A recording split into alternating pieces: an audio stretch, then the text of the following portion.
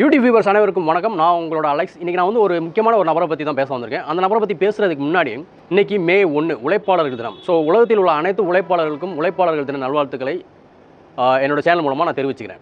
Okay, இன்றைக்கி என்ன பேச போகிறோம் அப்படின்னு பார்த்தா, மே தினம் அன்றைக்கி நம்ம யாரை பற்றி பேசலாம்? உழைப்பால் உயர்ந்த ஒருத்தரை பற்றி நம்ம பேச முடியும். வேறு என்ன பேச முடியும் அப்படின்னு யோசிக்கும் போது, யாருடா உழைப்பால் உயர்ந்த உத்தமர்கள், அதாவது உழைப்பால் உயர்ந்தவர் யார் அப்படின்னு யோசிச்சு பார்க்கும்போது, மே 1 பிறந்த ஒருத்தரை பற்றி பேசலாமே அப்படின்னு. மே 1 சொல்லும் போதே இங்கே நிறைய பேருக்கு தெரிஞ்சிருக்கும். ஆமாங்க, அஜித் குமாரை பற்றி தான் நம்ம பேச போகிறோம். அஜித் குமார் அவர்களுடைய இந்த வரலாறு, இந்த ஜேர்னி எப்படி இருக்குது அப்படிங்கிறத பற்றி நம்ம இன்றைக்கி பார்க்க போகிறோம். நிறைய பேர் வந்து நினைப்பாங்க, அவர் வந்து ஈஸியாக நடிச்சிட்டாரு, ஈஸியாக வந்துட்டார், ஈஸியாக அந்த இடத்துக்கு இவ்வளோ பெரிய இடத்துக்கு வந்துட்டார் நிறைய பேர் சொல்லுவாங்க. இப்போ ஏன் நிறைய பேர் இப்போ கமெண்ட்ஸில் கூட திட்டலாம், ஏன்டா மே 1 நிறைய பேர் வந்து இருக்காங்க, நிறைய உழைப்பாளர் இருக்காங்க, அவங்கள பற்றி பேசலாமே, ஏன் அஜித்தை பற்றி பேசுகிற அப்படின்னு சொல்லி நிறைய பேர் இப்போ கமெண்ட்டில் கழுவி ஊற்றலாம். அவங்களுக்கு சேர்த்து தான் இந்த வீடியோ நான் போடுறேன். அஜித் என்பவர் யார்? அல்டிமேட் ஸ்டாரா? இல்லை. தலையா? இல்லை. ஏகேயா? இல்லை. அப்போ யார்? அஜித் குமார் என்ற மனிதன் யார்? அஜித் குமார் என்ற மனிதன் எங்கிருந்து வந்தார் அப்படிங்கிற ஒரு விஷயத்தை நம்ம ஜஸ்ட் ஒரு ரீவைண்ட் பண்ணி பார்ப்போம். அதுக்காக தான் இந்த வீடியோ. இது யாரோட மனசை புண்படுத்துறதுக்காகவோ, இல்லை ஒரு ஹீரோவை தூக்கி உயர்த்தி பேசவோ, ஒரு ஹீரோவை இறக்கி பேசுகிறதுக்கோ நான் இந்த வீடியோவை நான் போடல. முழுக்க அஜித் அவர்களுடைய வரலாறு எப்படி இருந்துச்சு, அவர் கடந்து வந்த பாதைகள் எப்படி இருந்துச்சு அப்படிங்கிறத பார்க்குறதுக்காக தான் இந்த வீடியோ. ஸோ அவரை பற்றி நான் கேதர் பண்ண விஷயம், நான் கேட்டு தெரிஞ்சுக்கிட்ட விஷயம், நான் பார்த்த விஷயங்களை நான் உங்க கூட ஷேர் பண்ணுறேன். அஜித் குமார் என்பவர் யார்? 1971 ஒரு தமிழ் அப்பாவுக்கும் ஒரு ஹிந்தி அம்மாவுக்கும் இரண்டாவது மகனாக பிறந்தவர் தான் இந்த அஜித் குமார். ஹைதராபாத்தில் பிறக்கிறார். ஸோ இவருக்கு தமிழ்னே தெரியாது. ஏன்னா இவங்க அப்பா வந்து ஒரு கவர்மெண்ட் ஆஃபீஸ் அப்படிங்கிறனால அவருக்கு வந்து ட்ரான்ஸ்ஃபர் ஆகிட்டே இருக்கும். ஸோ அவர் வந்து வேறு நிறைய இடங்கள் போகிறனால அவருக்கு தமிழ் பேசுகிறது கம்மியாக இருக்குது. அதனால் இவருக்கு தமிழ் அண்டர்ஸ்டாண்ட் பண்ண முடியுது, அஜித் குமார் அவர்களுக்கு அண்டர்ஸ்டாண்ட் பண்ண முடியுது. பட் சுத்தமாக பேச தெரில. முழுக்க ஹிந்தி இங்கிலீஷ் இப்படியே படிச்சுட்டு இருக்கிறார். ஸோ இவருடைய படிப்பு எப்படி இருக்குது அப்படின்னு பார்ப்போம். படிப்பும் இவர் வந்து ஸ்கூல் டேஸை கூட தாண்டலை. இவருக்கு படிப்பு மேலே பெருசாக அக்கறை இல்லை. அப்போ இவருக்கு எது மேலே தான் அக்கறை இருக்குது அப்படின்னு பார்க்கும்போது தான் தெரியுது, அவருக்கு வந்து 2 விஷயத்து மேலே பயங்கர இன்ட்ரெஸ்ட் இருக்குது, ஆர்வம் அதிகமாக இருக்குது. என்ன அப்படின்னு பார்த்தோம்னா, அதாவது உழைத்து முன்னேறக்கூடிய 2 விஷயத்தில் அவருக்கு நாட்டம் அதிகமாக இருக்குது. மே 1 பிறந்தவர் இல்லையா? ஸோ அவருக்கு மே 1 பிறந்தவர் இல்லையா? ஸோ அவருக்கு அதிகமாகவே அந்த ஈடுபாடு இருக்குது. எதில் அப்படின்னு பார்த்தீங்கன்னா, ஸ்போர்ட்ஸ் அண்ட் சினிமா. பைக் ரேஸ்லையும் கார் ரேஸ்லையும் தான் வந்து ஏதாவது சாதிக்கணும்னு நினைக்கிறார். அட் த சேம் டைம் சினிமாவிலையும் நான் ஏதாவது சாதிக்கணும்னு நினைக்கிறார். நிறைய பேர் சொல்லுவாங்க, சினிமா வந்து அவருக்கு ஈஸியாக கிடச்சிருச்சு, ஆசைங்கிற படத்தை தூக்கி கொடுத்துட்டாங்க, அமராவதிங்கிற படத்தை தூக்கி கொடுத்துட்டாங்கன்னு சொல்லுவாங்க. நான் அப்படி கிடையாது. ஸ்போர்ட்ஸில் அவர் எப்படி கஷ்டப்பட்டு வந்தாரோ, விழுந்து அடித்து பிடிச்சி நிறைய காயங்கள் பட்டு எப்படி ஸ்போர்ட்ஸில் வந்தாரோ, அதே மாதிரி சினிமாவும் அப்படி தான். 1990 மனைவியை காதலி அப்படிங்கிற ஒரு படத்தில் வெறும் 10 செகண்ட் ஷார்ட்டில் நடிச்சிருப்பார். அதாவது ஸ்கூல் பையனா, அதுவும் ஒரு சாங்கில் தான் வந்து உக்கி போகிற மாதிரி ஒரு சீன்.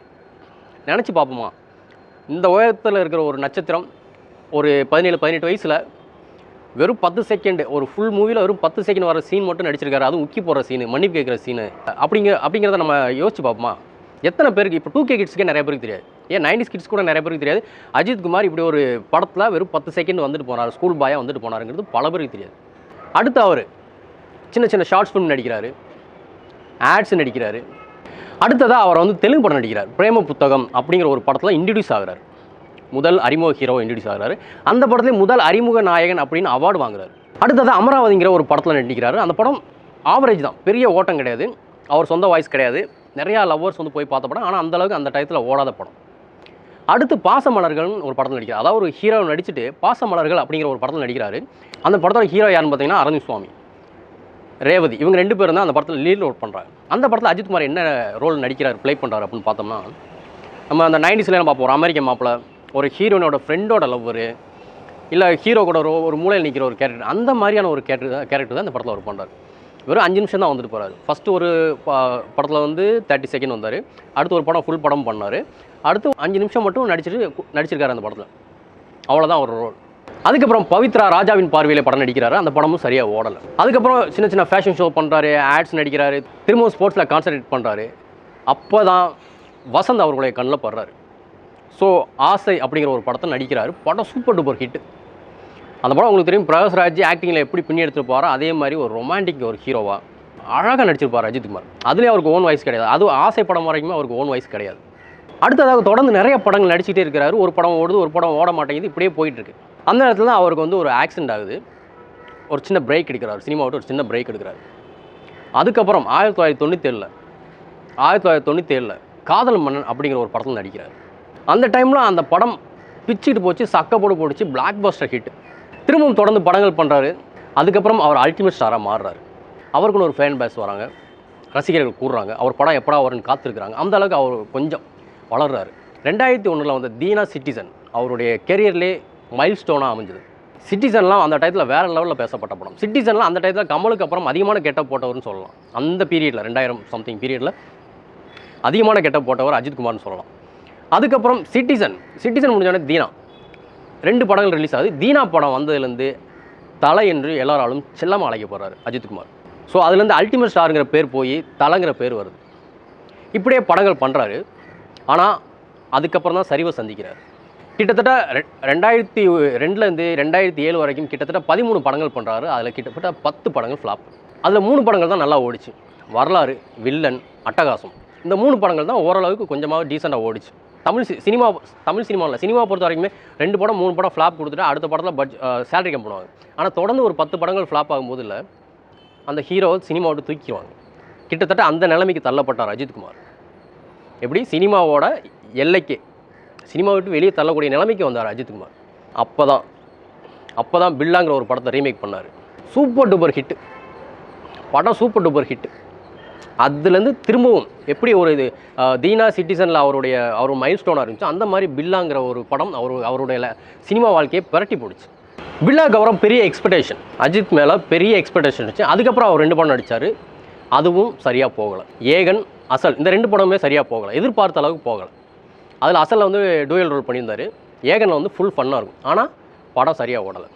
அடுத்து 2011 வெங்கட் பிரபு டைரக்ஷனில் மங்காத்தாங்கிற படம் நடித்தார். நம்ம எல்லாருக்குமே தெரியும். அது தமிழ் சினிமாவோட பிளாக் பஸ்டர் ஹிட்டாக இருந்துச்சு. கிட்டத்தட்ட அஜித்குமாரோடைய ஆக்சுவலாக அது அஜித்குமாரோடைய 50th மூவி. பொதுவாக 50th மூவியோ 100th மூவியோ இல்லை 25th மூவியோ பெருசாக யாருக்குமே ஹிட்டில் நிறைய ஹீரோஸோட ஹிஸ்ட்ரி எடுத்து பார்த்தா தெரியும். 50th மூவிஸ் பெருசாக ஹிட்டு கொடுத்துருக்க மாட்டாங்க. ஆனால் 50th மூவிஸை அடித்து தூக்குனவர் இவர் தான், அஜித்குமார். அப்பேற்பட்ட ஒரு ஹீரோ. அடுத்தடுத்து நமக்கு தெரியும் நிறைய படங்கள் கண்டினியூஸாக ஹிட் கொடுத்துருக்காரு. இப்போ கடைசியாக வலிமை வர கொடுத்துருக்காரு. அடுத்து நமக்கு தெரியும் விடாமுயற்சி, வெயிட்டிங். அந்த டயத்தில் வரலாறு படத்துக்கு அவார்டு கிடச்சி. இவர்கிட்ட சொல்லணும்னா நிறைய அவார்டுகள் கிடச்சி. பல விருதுகள் வாங்கியிருக்காரு. பல ஃபிலிம்ஃபேர் விருது வாங்கியிருக்காரு, பல சிறந்த நடிகருக்கான விருது வாங்கியிருக்காரு, பல தமிழ்நாடு அரசு விருதுகள் வாங்கியிருக்காரு. இப்படி விருதுகள் நிறையா வாங்கி குமிச்சிருக்காரு அஜித்குமார். நமக்கு எல்லாருக்குமே தெரியும் படம் நிறையா ஆரம்ப படத்தில் கூட இந்த ஷோல்டர் விலகி, தோள்பட்டை விலகி, கை மூட்டெல்லாம் விலகி ஆக்சிடென்ட் ஆகி ஆப்ரேஷன் பண்ணி திரும்பவும் படம் நடிக்க வராரு. டாக்டர்ஸ்லாம் சொல்கிறாங்க வேணாம், நீங்கள் ரிஸ்க் எடுக்க வேணாம், ரொம்ப நேரம் உங்களால் நிற்க முடியாது, ரொம்ப நேரம் உட்கார முடியாது, நீங்கள் படத்துலேருந்து விலகிங்க அப்படிங்கிறாரு. ஆனால் இருந்தாலும் அஜித்குமார் ஏன் நடிக்கிறார்? 50 கோடி சேலரியை 100 கோடி ஆக்கி 100 150 ஆக்கி 150 200 ஆக்கவா? கிடையாது. ஆரம்ப காலகட்டங்களில் ஆசை அப்படிங்கிற படத்துக்கு முன்னாடி அவர் கொடுத்த தோல்வி, ஆசை படத்துக்கு அப்புறம் அவர் நடித்த படங்கள் சின்ன சின்ன தோல்விகள், 2001க்கு அப்புறம் அவர் கொடுத்த தொடர் தோல்விகள், அதுக்கப்புறம் அவர் கொடுத்த வெற்றிகள், அப்புறம் அவர் கொடுத்த 1-2 தோல்வி, அப்புறம் கொடுத்த வெற்றிகள், இது கூடையெல்லாம் நிற்கிறாங்க பாருங்கள் ஃபேன்ஸ். அந்த ரசிகர்களுக்காக தான் இவர் இன்னும் படம் நடிச்சிட்டு இருக்காரு. எல்லாருக்குமே ரசிகர் மன்றம் இருக்குது. ஆனால் ரசிகர் மன்றத்தை கலைச்ச ஒரே நடிகர் அஜித்குமார். ஏன் ரசிகர் மன்றத்தை கலைச்சார்? அப்போ நம்ம எல்லாருக்குமே பெரிய கொஸ்டின் இருக்கும். அந்த டைமில் நிறைய பேர் விமர்சிச்சாங்க, அவர் பயந்துட்டார் அப்படின்னு. இல்லை, தான் மூலமாக, அதாவது ஒரு படம் ரிலீஸ் ஆனால் ரசிகர்கள் போய் பாலாபிஷேகம் பண்ணுறாங்க, கட் அவுட் வைக்கிறாங்க. இது மன்றத்துலேருந்து காசு எடுத்து போடுறோம். இந்த மன்றத்தோட காசு யாரோடது? ரசிகர்களோடது. ஸோ என்னுடைய ரசிகர் குடும்பத்தை பார்க்கணும், எனக்காக பாலாபிஷேகம் பண்ணி, எனக்காக சண்டை போட்டு, எனக்காக கட் அவுட் வச்சு, எனக்காக செலவு பண்ணக்கூடாது அப்படிங்கிற ஒரே காரணத்துக்காக அதை ஸ்டாப் பண்ணார். இன்னும் தன்னுடைய ரசிகர்களுக்காக தான் அவர் படம் நடிச்சிட்டு இருக்கிறார். இன்னும் அவர் அந்த 50லேருந்து 80 கோடி தாண்டவே இல்லை. அவர் நினச்சிருந்தா இன்னும் 150 crores வாங்கியிருக்கலாம் சேலரி. ஏன் வாங்கலை? நான் சம்பாதிக்க சினிமாவுக்கு வரல, இட்ஸ் மை பேஷன். ஸ்போர்ட்ஸ் எப்படியோ அந்த மாதிரி எனக்கு சினிமா ஒரு பேஷன் நினைக்கிறாரு. அப்படிப்பட்ட ஒரு மனுஷன் தன்னுடைய ரசிகர்களுக்காக தான் இன்னும் படம் நடிச்சிட்டு இருக்கிறார். அவர் நினச்சா சேலரியை வாங்கிட்டு ஓய்வு படத்துலேருந்து விலகிக்கிட்டு ஒரு பெரிய கம்பெனியில் இன்வெஸ்ட் பண்ணி அதில் வர லாபத்தில் சம்பாதிச்சு அவர் போய்கிட்டே இருக்கலாம். ஆனால் அவர் தேவைப்படல. தான் கீழே விழுந்தப்போ தன்னை தூக்கி விட்ட ரசிகர்களுக்காக இன்னும் ஓடிட்டு இருக்கிறார். ரசிகர்களையும் சும்மா சொல்லக்கூடாது. அவர் எப்படா படம் நடிப்பார், அவர் சின்ன போஸ்ட் வந்தாலும் கொண்டாடுறாங்க, வெறித்தனமாக கொண்டாடுறாங்க. அதாவது ஒரு ஹீரோ ரோட்டில் இறங்காமல், ஒரு ஆடியோ லான்ச் வராமல், ஒரு ப்ரெஸ் மீட்டு கொடுக்காம அவருக்கு இவ்வளோ ஃபேன்ஸா? என்ன காரணம்? அதுதாங்க ஃபேன்ஸ். காரணமே தேடக்கூடாது. ஒருத்தர் மேலே நமக்கு பாசம் வருது, ஒருத்தர் மேலே நமக்கு அக்கறை இருக்குது, ஒருத்தரை நம்ம தூக்கி கொண்டாடுறோம்னா அதுக்கு ரீசனே கிடையாது. நோ ரீசன் இருந்துச்சுன்னா அங்கே வேறு ஏதோ விஷயம் இருக்குன்னு அர்த்தம். ரீசனே கிடையாது. இன்றைக்கி 2 படம் ரிலீஸ் ஆகுது. தீனா, பில்லா ரீரிலீஸ் பண்ணுறாங்க. ஹவுஸ்ஃபுல், எல்லா தேட்டருமே ஹவுஸ்ஃபுல். வேறு என்ன வேணும் ரசிகர்களுக்கு? யோசிச்சு பாருங்க, வெளியே வராத மனுஷனுக்கே இவ்வளோ கொண்டாடுறாங்கன்னா அவர் வெளியே வந்துட்டு என்ன நடக்கும்? அவர் ஏன் வெளியே வரல அப்படிங்கிற ஒரு கேள்விங்க நிறைய பேருக்கு இருக்குது. அதுக்கு ரீசன் என்னன்னா, அவர் அரசியல்வாதிகளால் நிறையா பாதிக்கப்பட்டிருக்காரு அப்படின்னு சொல்லப்படுது. அதாவது திரு மு கருணாநிதி அவர்கள் முதலமைச்சராக இருக்கும்போது ஒரு பெரிய சினிமா சம்மந்தப்பட்ட ஒரு ஃபங்க்ஷன் நடக்குது. அங்கே வந்து எல்லாரையும் கூப்பிட்டு அவார்டு கொடுக்குறாங்க. அப்போ அஜித் அவர்கள் மேடையில் பேசும்போது அது பெரிய ட்ரெண்ட் ஆச்சு. அந்த டயத்தில் சினிமாக்காரங்களை வற்புறுத்தி கட்டாயப்படுத்தி மிரட்டி இந்த மாதிரி ஃபங்க்ஷனுக்கு வர வைக்கிறாங்க. இதை நீங்கள் தான் கேட்கணும், எங்களால் முடியல சார் அப்படின்னு ஓப்பனாக சொல்கிறாரு. அதுக்கு சூப்பர் ஸ்டார் ரஜினிகாந்த் அவர்களை இன்ச்சு கைத்தட்டுறாரு. அது பெரிய இஷ்யூ ஆச்சு. அதுக்கப்புறம் காவேரி பிரச்சனையில் போராட்டம் பண்ணிட்டு இருக்கும்போது அஜித் அவர்கள் வந்து சொல்கிறாரு, என் உடல் மண்ணுக்கு உயிர் தமிழுக்கு அப்படிங்கிறாரு. நான் பேசலை அப்படிங்கிறதுக்காக எனக்கு உணர்ச்சிகள் இல்லை, எனக்கு இது மேலே அக்கறை இல்லைன்னு அர்த்தம் கிடையாது, தயவு செஞ்சு சினிமாவை இருக்க விடுங்க அப்படின்னு சொல்லிட்டு போகிறார். ஸோ இந்த மாதிரி ஒரு போல்டான பேச்சு, இந்த மாதிரி ஒரு ஸ்ட்ராங்கான ஸ்பீச் யார் கொடுப்பா?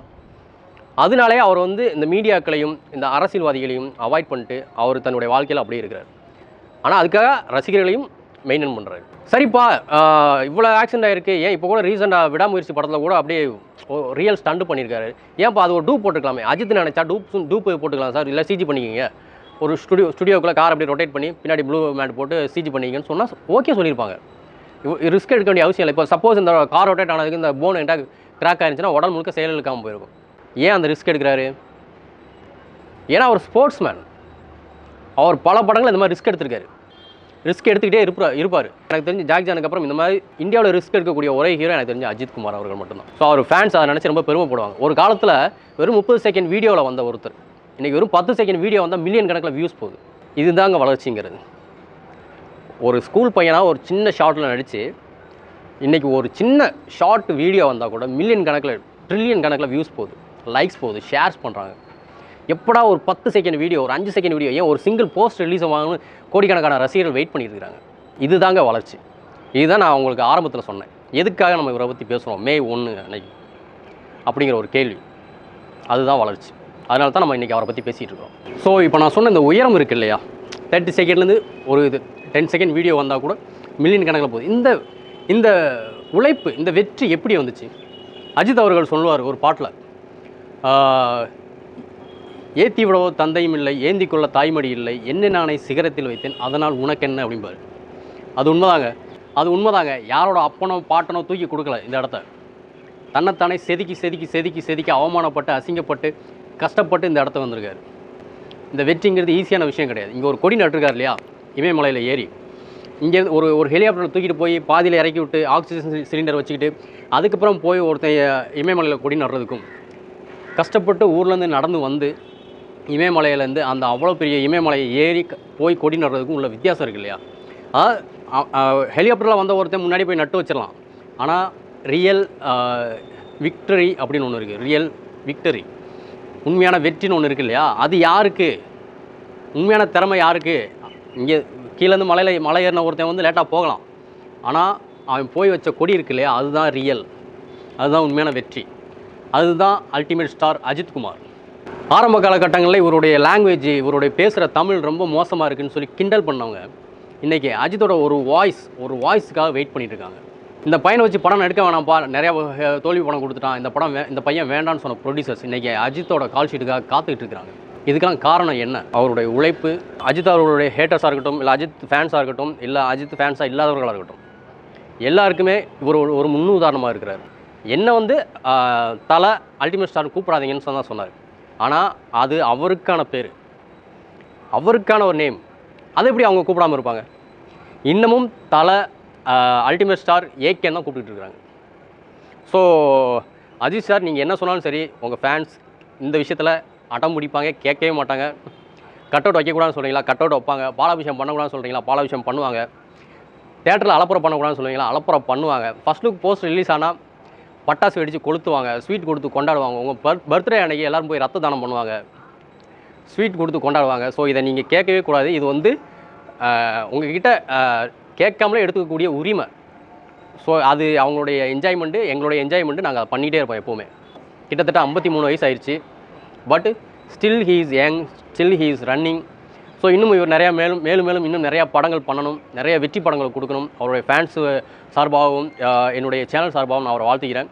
அது மட்டும் இல்லாமல் உலக தமிழர்கள், அஜித் ரசிகர்கள், என்னுடைய சேனல் சார்பாகவும் உழைப்பால் உயர்ந்த திரு அஜித் அவர்களுக்கு இனிய பிறந்தநாள் நல்வாழ்த்துக்களை தெரிவித்துக் கொள்கிறேன்.